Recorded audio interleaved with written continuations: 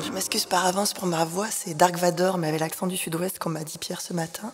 Donc j'espère que ce sera quand même compréhensible malgré l'écho. Donc je vais effectivement essayer de discuter un petit peu prévention de la consommation d'alcool et du binge drinking chez les jeunes, mais comme vous allez le voir, en réalité, ça va plutôt être centré autour de la prévention auprès des étudiants. D'abord parce que c'est plutôt ma spécialité, mon champ, mais aussi parce que finalement, dans les études scientifiques, la plupart des données dont on dispose sur les jeunes et les jeunes adultes, en réalité, c'est un public étudiant. Et on manque singulièrement de données sur des publics non inscrits à l'université. Alors en prévention, pourquoi est-ce qu'on va prendre quelques précautions? Donc là, je ne peux pas vous montrer ma vidéo, mais c'est ma vidéo préférée au monde, voire de la galaxie, sur de la prévention faite par un médecin, avec tout le respect dû aux divers médecins qui sont dans la salle, qui ont tenu jusque-là. C'est pas parce qu'on a des connaissances médicales qu'on sait faire de la prévention, et il y a des experts, je pense notamment à ceux d'Univers Santé ou autres, où finalement on va prendre certaines précautions en prévention et les bons sentiments ou la bienveillance n'est pas du tout suffisant. Dans l'exemple que je donne là, si vous avez l'occasion, donc vous cherchez Bouddha Blue sur Internet et Journal des femmes, c'est un médecin qui va expliquer ce qu'est cette nouvelle drogue, le Bouddha Blue. Et en réalité, au moment où on fait de la prévention, et en tant qu'expert ou experte de prévention, on va justement faire attention au moment où on le fait, parce que parfois, ça revient malencontreusement à donner l'idée d'une nouvelle drogue qui peut être top cool à essayer finalement, malgré des risques, voire parfois, et c'est un peu ce que fait le médecin dans cette vidéo, quasiment donner un guide de procédure sur le Bouddha Blue, où le trouver, comment ça fonctionne, tous les plaisirs que ça peut susciter, etc. Alors, ces précautions-là, elles ne sont pas du tout anodines dans le champ des addictions, et ça a été mesuré quantitativement par un rapport de l'INSERM qui est resté un peu connu de 2014 sur ce champ des addictions, parce qu'il a été estimé qu'un tiers des interventions en prévention des addictions ont en réalité des effets iatrogènes. Alors, que signifie iatrogène? Ça signifie non seulement que ça n'a pas d'effet, mais surtout l'effet que ça a, c'est que ça va inciter les gens à consommer. Donc vous imaginez qu'un tiers de nos interventions très bienveillantes peuvent susciter ça, ça amène à se dire que parfois on joue avec le feu et on va prendre certaines précautions. Je me moque du médecin qui est dans cette vidéo, mais en réalité, nous-mêmes, en tant que chercheurs et chercheuses, on est assez vigilants là-dessus. Pour donner un exemple, là, on a, l'an dernier, avec Pierre, brillamment réussi dans une de nos techniques de prévention à augmenter l'intention de consommer de 30% chez les étudiants de France. Donc du coup, et on l'a fait pour vous dire de ce qui s'est passé, c'est qu'on est parti de l'idée que délivrer de l'information simplement sur les risques d'une consommation n'a pas vraiment d'effet bénéfique. C'est montré et remontré dans beaucoup de champs en prévention, pas seulement en addiction, mais on s'est dit que c'était quand même dommage parce qu'il y avait beaucoup de travaux, notamment en neuropsycho, sur les risques justement à pratiquer du binge drinking. Donc on a monté un super message de prévention, bien trop lent, mais au-delà de la longueur, en expliquant véritablement les risques, et on a joué sur des processus psychologiques pour essayer de trouver les conditions optimales pour quand même rendre efficaces des messages de prévention basés sur des données scientifiques. On a joué sur le cadrage, en gain ou en perte, c'est-à-dire présenter les avantages à limiter sa consommation, à limiter ses pratiques de binge, ou en perte, présenter les risques qu'on a. Et ensuite, on a joué sur la distance psychologique. Et grosso modo, pour vous expliquer la condition qui est la plus délétère, et c'était inattendu pour nous, donc c'est peut-être aussi lié à un problème d'échantillonnage ou autre, on va tenter de répliquer cette année, pour être sûr que c'est vraiment une condition dangereuse et alerter la communauté, ce qui a incité les étudiants à consommer 30%, à avoir l'intention. On n'a pas fait la vraie mesure, heureusement, on prend des précautions, au début on travaille que sur l'intention, mais à augmenter de 30% leur intention, c'est expliquer les conséquences négatives du binge dans une distance psychologique faible, c'est-à-dire à court terme sur des gens qui nous sont très similaires, pour simplifier. Or, dans beaucoup de messages de prévention, c'est exactement ça qu'on fait. On va expliquer les risques d'une pratique à court terme, notamment avec les nausées le lendemain, etc., etc. Donc tout ça pour vous dire que même nous, en tant que pseudo-experts dans ce champ-là, en réalité, on ne sait pas grand-chose, mais on sait juste qu'on joue avec le feu, et donc on va être très vigilant et très précautionneux sur les techniques qu'on va employer. Donc évidemment, si tout le monde pouvait faire de même, ça serait peut-être pas mal. Alors, sur la prévention de la consommation d'alcool en milieu étudiant, comme je vous le disais, je vais essayer de présenter les choses en termes de spécificité sur ces pratiques-là, en termes de techniques de prévention qui sont validées, et puis en termes d'outils institutionnels qui existent et qui peuvent nous être utiles dans les communautés. Alors, en termes de spécificité, il y a évidemment la pratique de binge drinking, c'est la thématique du symposium ce soir. Nous, quand on travaille en France, on est sur les seuils de 6 et 7 verres que présentait Pierre tout à l'heure, sachant que ce n'est pas une pratique qui est limitée aux jeunes, puisqu'on a aussi chez les personnes âgées 19,7% des personnes de plus de 65 ans qui, en déclaratif en tout cas, disent avoir bingé au moins une fois dans la dernière année. Et c'est 7% dans le dernier mois, ou 9%, je ne sais plus. Donc là, vous avez un ouvrage de référence par mes éminents collègues sur le sujet. En France, on a en estimation à peu près 19% des jeunes après le bac qui ont eu ce type qui ont des ivresses régulières. Et en Normandie, donc là où je travaille, on a du binge drinking occasionnel ou fréquent qui est estimé chez 77% des étudiants hommes et 59% des étudiantes. On a tout un champ, tout un champ de recherche qu'on développe là-dessus à Caen à travers le projet Alcool et Drogue à l'université de Caen, où on travaille avec une méthode de prévention où justement on essaie de prendre des précautions. Donc il y a toujours 3 phases. Une première phase où on va essayer d'identifier les déterminants psychologiques des conduites à risque et principalement du binge drinking.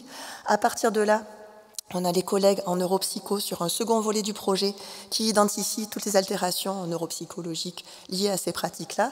Et nous, on débarque après en tant que chercheurs et chercheuses en psychologie sociale pour essayer de mettre en place des dispositifs de prévention qui ciblent les déterminants qu'on a identifiés en amont, tout en essayant d'utiliser des dispositifs qui ne s'appuient pas sur des habiletés cognitives dont les binge drinkers seraient dépourvus de par leur pratique. Donc là, on a des essais randomisés qui vont démarrer justement la semaine prochaine.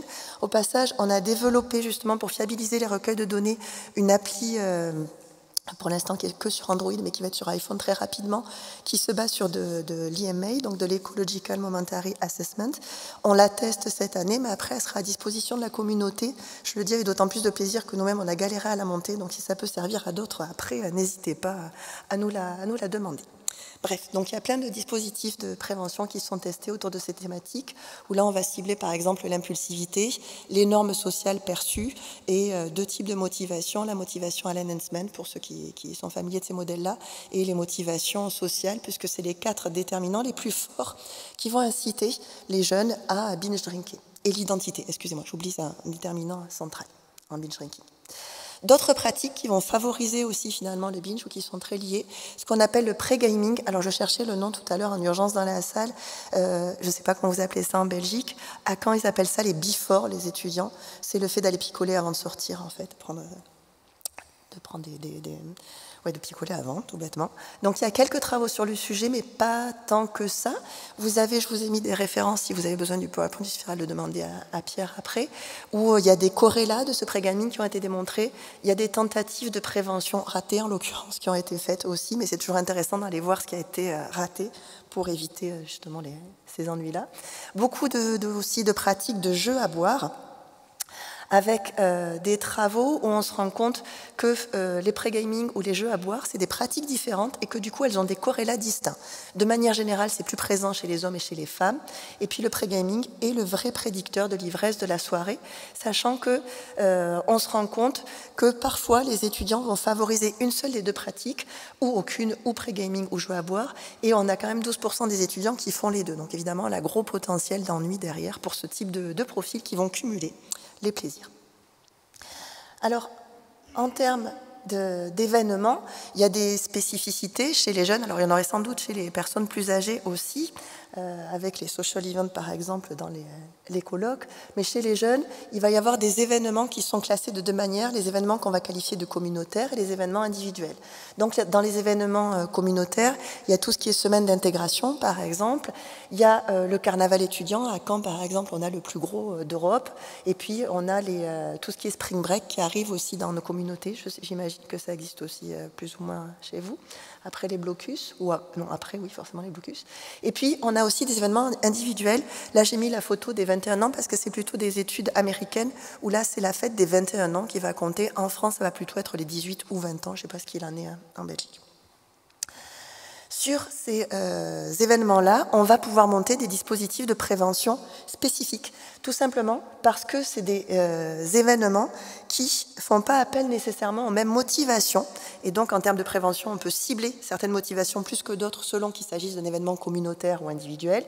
Ils ont également des conséquences différentes et ils posent un problème en prévention, ces événements, notamment je pense au carnaval étudiant à Caen, parce que de fait, tout le monde picole et tout le monde est bourré ce jour-là, et ça va renforcer finalement des perceptions selon lesquelles il est très normal, au sens normatif, de boire et que tous les étudiants boivent, ce qui n'est pas nécessairement le cas.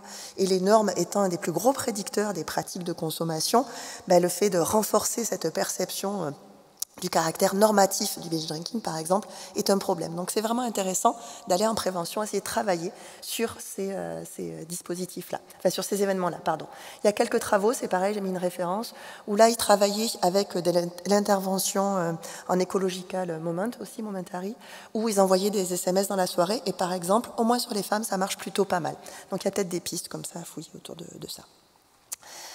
Sur les profils à risque qui ont été identifiés, en fait, on se rend compte qu'il y a vraiment une bascule entre le passage du lycée à l'université et particulièrement sur les premières années, voire même sur les premières semaines. Donc, il y a des gros enjeux à mettre en place de la prévention sur cette transition entre le collège et le lycée et notamment les premières semaines d'accueil à l'université. Où là, il y a des tests de prévention pendant l'été qui marchent pas trop mal et des tests d'intervention aussi basés sur les parents. Ils ont aussi essayé de voir s'il n'y avait pas des profils particuliers, notamment chez les sportifs qui pourraient plus pratiquer du binge. On se rend compte qu'en termes de sensibilité aux campagnes de prévention, c'est équivalent, c'est les mêmes processus par rapport aux profils non sportifs, avec un seul truc qui peut être intéressant en prévention parce que c'est un levier qui est facilement, si je peux dire, manipulable, une plus forte sensibilité aux normes du groupe. Alors évidemment, il faut que les normes aillent dans le sens de la promotion de la santé et pas de l'incitation à consommer, mais en tout cas, ils ont cette sursensibilité-là. Il y a aussi eu des travaux sur les groupes étudiants type Kappa, Delta, etc. Et pour le coup, il n'y a pas de réaction différente aux interventions. Il y a aussi comme possibilité de mettre en place, enfin de travailler, de se baser sur les politiques de campus. Excusez-moi, je perds ma voix au fil de la présentation. Il y a un état des lieux qui est assez varié. En fait, on se rend compte, là il y avait 5 pays qui étaient étudiés, et on se rend compte que globalement, il y a une méconnaissance des étudiants et des étudiantes sur les règles formelles sur les campus, et en l'occurrence, c'est assez intéressant chez les enseignants et les chercheurs aussi. En fait, il y a peu de gens qui sont capables de dire ce qu'on est autorisé à faire ou pas sur le campus. Il se trouve que les étudiants ne sont pas trop résistants à mettre en place des choses là-dessus. Pour eux, en fait, ils disent que la consommation d'alcool, ça fait partie de la culture européenne, et j'ai entendu ça aussi hier dans un symposium, je ne sais plus où, ça faisait partie de la culture belge, par exemple. Alors pour venir du sud-ouest de la France, vous imaginez avec les férias, les fêtes de village, etc., à quel point c'est vraiment culturel aussi chez nous. Donc ça, chez les étudiants, ils considèrent que l'abstinence n'est pas du tout préconisée, ça fait partie de la culture, et à ce titre, ça se défend. Par contre, ils sont vraiment d'accord sur le fait de soutenir des politiques de régulation et de prise en charge, à la condition d'y être associés. Donc là, il y a peut-être des choses aussi à faire. Alors, il y a tout un champ maintenant de recherche participative qui se développe, mais au-delà des recherches participatives, aussi dans les dispositifs qu'on met en place dans les structures universitaires. Il faut que j'avance un petit peu, je rallonge. Alors, sur les techniques de prévention, il y a l'approche NIAAA qui a mis en place une task force il y a quelques années et qui ont identifié divers types de techniques et qui les ont classées pour nous. En fait, c'est très pratique pour nous en tant que chercheurs qui prenons la suite, mais aussi pour les gens qui sont sur le terrain et qui appliquent tout ça, où ils ont identifié dans la littérature scientifique, ils ont fait la revue de questions pour tout le monde, les techniques les plus efficaces qui en plus ont été testées en milieu étudiant, les techniques efficaces en général, mais pas encore spécifiquement testées chez les étudiants, les techniques prometteuses, mais pas encore testées, et puis les techniques qu'on peut oublier au plus vite. Alors je ne vais pas détailler tout ça, on n'a pas du tout le temps, je vous ai fait une synthèse à côté, mais toujours pareil, vous aurez les détails sur le PowerPoint si ça vous intéresse. Grosso modo, le plus efficace, il n'y a pas photo, mais c'est tout le temps comme ça en prévention. Plus la source de prévention elle est proche de nous, mieux ça marche. Donc si vous avez possibilité de faire du face-à-face, c'est plus efficace que du distanciel. Voilà, c'est le truc, c'est assez simple. Pour autant, il y a évidemment des bénéfices à faire du distanciel, ne serait-ce que par la force de frappe dont on dispose. Et il y a des trucs qui ne sont pas inintéressants et qui marchent, même si c'est moins efficace que le face-à-face. Il y a, grosso modo, ce qui va marcher en face à face, c'est travailler sur de l'entretien motivationnel, donc des interventions motivationnelles, et puis avec du feedback personnalisé, et si possible du feedback personnalisé. Donc on rend compte à l'individu, on discute avec lui, on lui fait un retour sur ses consommations, sur ses pratiques, et si possible, on fait du feedback normatif, c'est-à-dire qu'on va aussi discuter avec lui des normes qu'il perçoit. Est-ce qu'il pense que beaucoup d'étudiants boivent? Est-ce qu'il pense que beaucoup d'étudiants pratiquent du binge drinking? Et en fait, c'est un levier qui est facile pour nous, au sens où c'est toujours surestimé par les étudiants. Donc c'est facile de leur dire, ben non, pas tant en fait, et puis on rectifie ces normes-là. À distance, ce qui marche bien, c'est justement ces techniques de feedback personnalisé.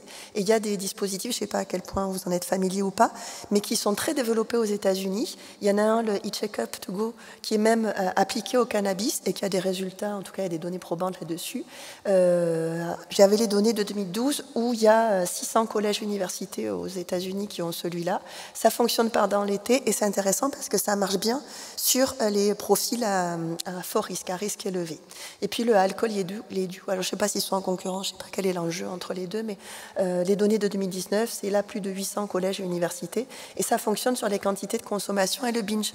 Donc c'est quand même pas inintéressant en termes de coûts et d'investissement pour nos institutions de pouvoir se baser là-dessus. Alors, sur les outils institutionnels, j'arrive au bout, il y a des outils qui ont été créés, ils ont essayé de créer ou de mettre à disposition des praticiens et praticiennes ou des promoteurs en santé publique des typologies d'intervention qui vont identifier est-ce que le dispositif qu'on met en place en tant qu'institution, il cible l'individu, le groupe, l'institution, la communauté, ou est-ce que c'est carrément des politiques publiques. Et ça permet, avec ces types d'analyses-là, ces types d'outils, de faire un diagnostic sur ce qu'on a mis en place, et ça permet de voir justement ce qu'on n'a pas mis en place et que peut-être qu'on pourrait utiliser de manière complémentaire. Vous avez là-dessus un outil qui s'appelle le College AIM et qui, donc c'est accessible, toutes les ressources sont accessibles sur le web, c'est en anglais par contre évidemment, mais adaptable, où ils vont mettre à disposition la liste des outils qu'on peut utiliser en prévention au niveau environnemental, c'est-à-dire qu'ils vont concerner le campus ou plus largement la communauté, ou les deux, et puis des dispositifs au niveau individuel. Normalement, ce qui est répertorié, c'est des choses qui sont basées sur des données probantes qui fonctionnent, donc ou en éducation, ou en développement des habiletés cognitives ou comportementales, ou ce qui est motivation et feedback, justement, comme levier. Et puis pour terminer, vous avez des petits tableaux qui sont mis en place qui vous permettent de voir, vraiment de faire un bilan très détaillé dans votre institution, dans votre structure, de ce qui est déjà mis en place ou pas sur cette base-là. Et puis pour terminer, je voulais mettre en avant une initiative globale parce qu'en fait finalement en prévention il n'y a que ça qui marche vraiment, si je peux dire, où là c'est au Maryland, je ne sais pas comment ils se sont débrouillés initialement pour arriver à faire ça, mais ils ont décidé de cibler tout à la fois. Et en fait finalement quand les gens, comme les étudiants commencent à consommer de l'alcool et de manière excessive, donc à risque, il y a plusieurs niveaux sur lesquels on peut intervenir. Le niveau de l'étudiant, le niveau des pairs, le niveau institutionnel, le niveau de la communauté et le niveau national. Et eux, ils ont décidé de tout cibler et de se regrouper à travers une initiative qui s'appelle The Maryland Collaborative. Et c'est au bout de ma vie, excusez-moi. Donc du coup, sur ce site-là, je vous encourage à l'aller voir, il y a plein de ressources. Et c'est intéressant, même pour nos financeurs ou autres, de montrer que c'est possible. Bien sûr, c'est toujours un peu lourd en termes d'organisation et de gestion de projet, mais il n'empêche qu'au moins ça marche, contrairement à la plupart des tentatives, ou qui ne marchent pas, ou qui, à l'inverse, vont même inciter à boire, où là, vous avez toutes les ressources, quelle que soit votre orientation. Donc, il y a des listes, des propositions de dispositifs avec des exemples de prise en charge. C'est-à-dire que pour tel dispositif, ça va plutôt être des psychologues. Pour tel dispositif, c'est plutôt les infirmières ou infirmiers. Pour tel autre dispositif, c'est le champ médical. Et donc là, on voit à travers ces exemples-là toute la complémentarité de nos approches. Et puis pour terminer, je suis à 19 minutes, je me trouve extrêmement brillante en termes d'horaire.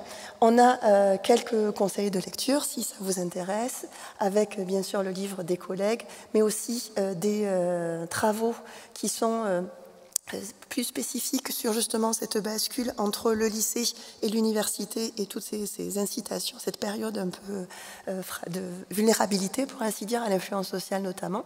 Vous avez les données sur le College AIM, l'Alcohol Intervention Matrix, Et puis après, quelques travaux aussi sur le pré-game. Et je vous remercie.